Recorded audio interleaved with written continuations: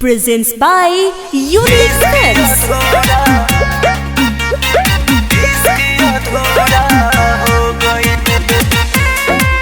Presents by Unique Steps.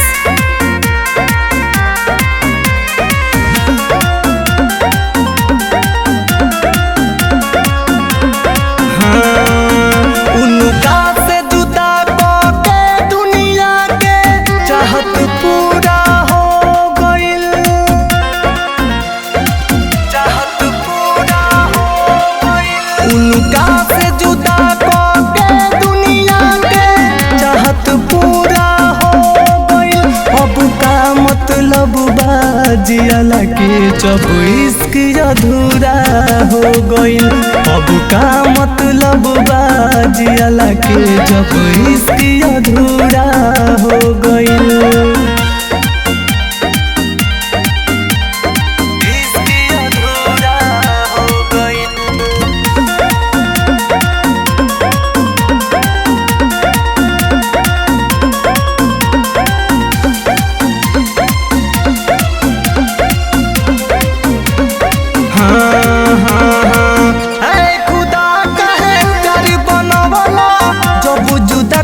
के रहे ऐसन जिंदगी का दिहल जब तड़पी के मरही के रहे, तड़पी के मरही के रहे। हाँ हाँ ऐ खुदा कहे प्यार बनवला जब जुदा करे के रहे ऐसन जिंदगी का दिहल जब तड़पी के मरही के रहे।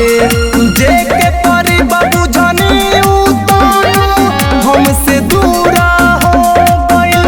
अब का मतलब बाजियाला के जब इश्क अधूरा हो गइल। अब का मतलब बाजियाला के जब इश्क अधूरा हो गइल। Presents by Unique Steps.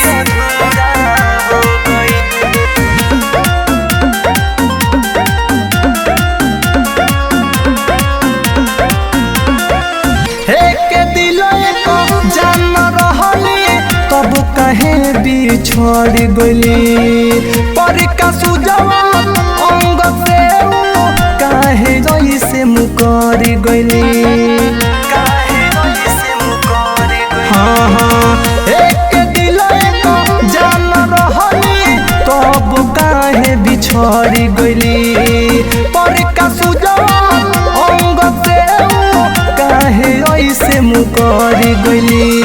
Writer घायल मेरा तुम जे के संग कुछ बेलूरा हो गइल। अब का मतलब बाजियाला के जब इश्क अधूरा हो गइल।